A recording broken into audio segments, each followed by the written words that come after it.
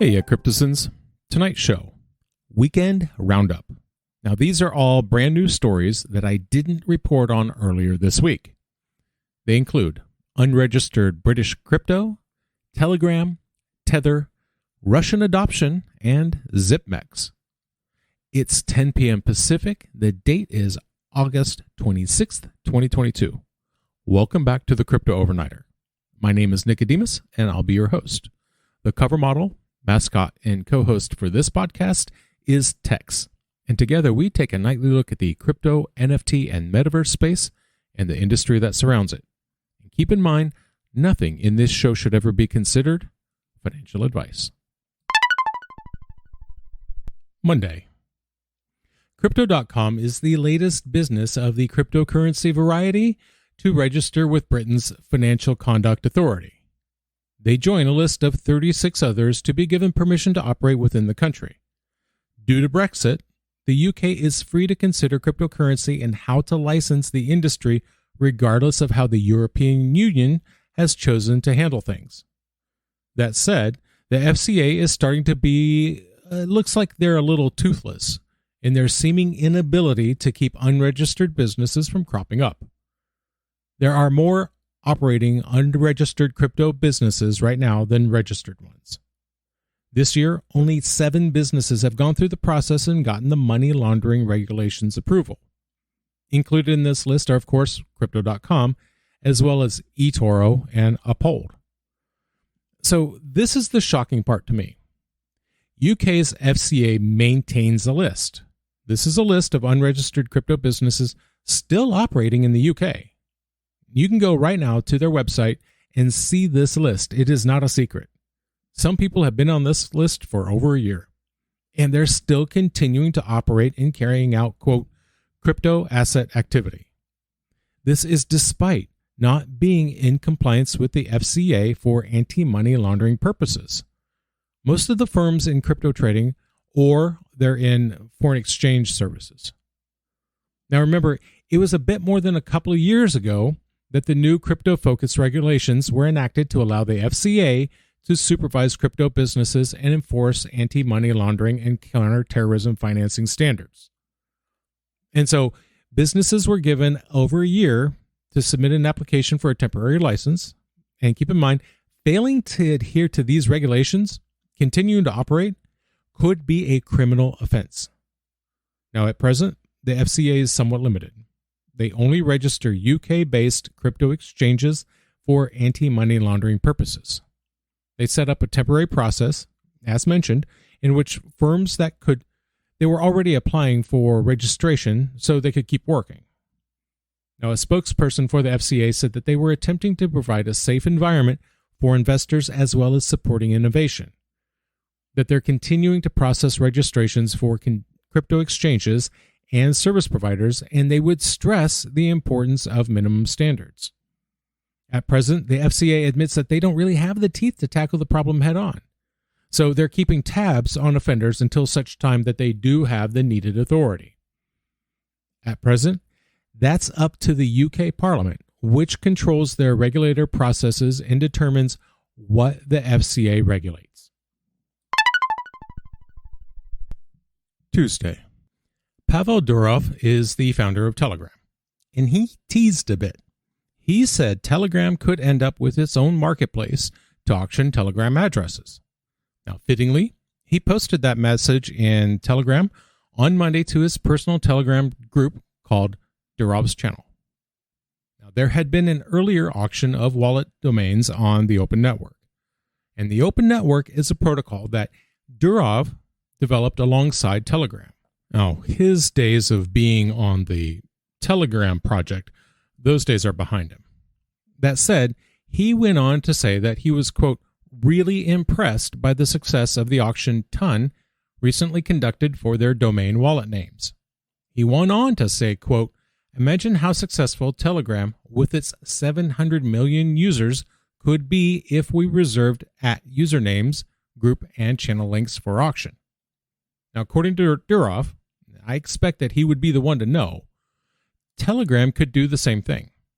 He said that they could use the same tech and roll out a new marketplace devoted to buying and selling, quote, catchy me addresses like @storm or @royal and all 4-letter usernames. And he said other elements of the Telegram ecosystem could be a part of the marketplace. He mentioned things like channels or emoji. Now, this would be kind of like the Ethereum name service. I have an Ethereum name service name, Nikodemus.eth, and it lets me access a number of decentralized apps simply, without a long string of nearly incomprehensible characters to memorize. Now, these names replace that string of letters and numbers that make up the address. So, for example, my Ethereum address is Nikodemus.eth. If I want to send some Ethereum to that wallet, that's all I have to use. This would work the same way. Having launched on July 30th, the TON addresses serve the same function on the TON network. This kind of integration should be relatively easy to make happen. Durov and his team developed the open network alongside Telegram. In fact, it used to be called the Telegram Open Network. It was meant to act as a digital payments platform for Telegram. Durov said, quote, "Our team can write bulletproof smart contracts for TON since it was us who invented its smart contract language. So we are inclined to try out TON as the underlying blockchain for our future marketplace." Thursday. Some crypto enthusiasts have been watching Russia with interest.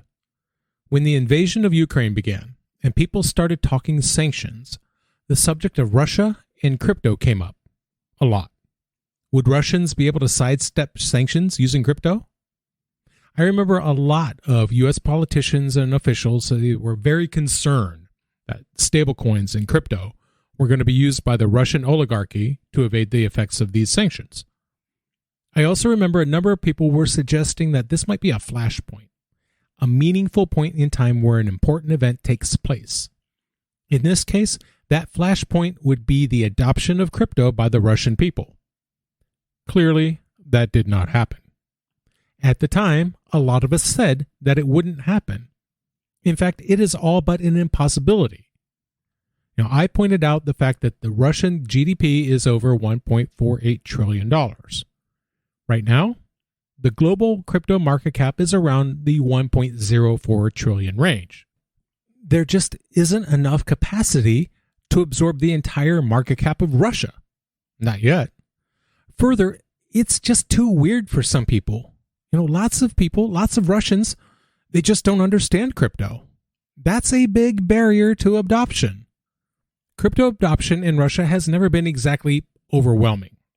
Even now, 6 months into economic sanctions, the vast majority of Russians have never purchased crypto. This information comes to us from a Swiss cryptocurrency wallet provider, Tangem. This last July, Tangem conducted an online poll geared towards learning more about crypto investing in Russia. There were 2,100 responses, and of those responses, 72% of them said that they'd never purchased crypto. Of the remaining 28%, 5% said that this was just a one-time thing. They bought crypto once and then never bought it again. Now the rest, 23%, they said that they're continuing to buy in, some on a monthly basis.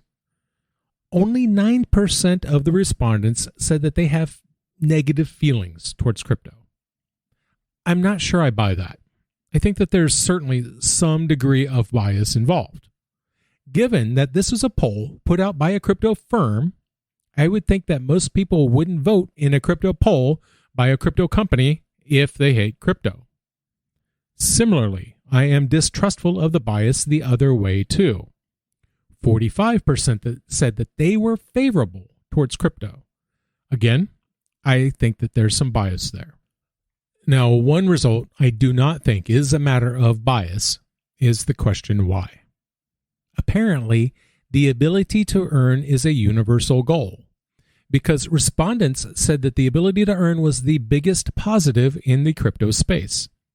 44% said that this was the biggest factor in their choice to invest in crypto. Looking in the other direction is also no big surprise. Absence of physical backing is a big concern for 68% of respondents. All of this said, these numbers are a byproduct of the profound lack of education on the subject. According to Tangem, only 6% of respondents were found to have a good foundation of knowledge on crypto. 80% were just familiar with the term. So as it stands, crypto adoption in Russia amounts to less than 1% of the nation's 144 million people. Part of this, I'm sure, is the sanctions. There is the lack of legal ways to buy or sell crypto. Some exchanges are known to block Russian addresses. Others won't let you draw your crypto out to a Russian bank. But things may be changing in the Russian Federation. A separate survey last year indicated that Russians own about $200 billion worth of crypto. And a different survey indicated that 77% of Russians would prefer Bitcoin to gold and foreign exchange. Friday. Zipmex is a crypto exchange. They have requested to meet with Thailand's Securities Exchange Commission and other regulators. The topic? 2 words. Recovery plan. In a statement this week, Zipmex said that they had submitted a letter requesting these meetings. In attendance would be the SEC regulators as well as potential investors. In their statement, they said, quote, "We have requested meetings with Thailand's Securities Exchange Commission and regulators in the country where we operate to introduce our investors to regulators and present our recovery plan to government agencies." Now, so far, they're not talking about who these investors might be. That said, they noted that they're in talks with 2 investors after signing 3 memorandums of understanding. Now, this funding round was initially reported in June. That suggests that this is not a reaction to the company's current financial condition.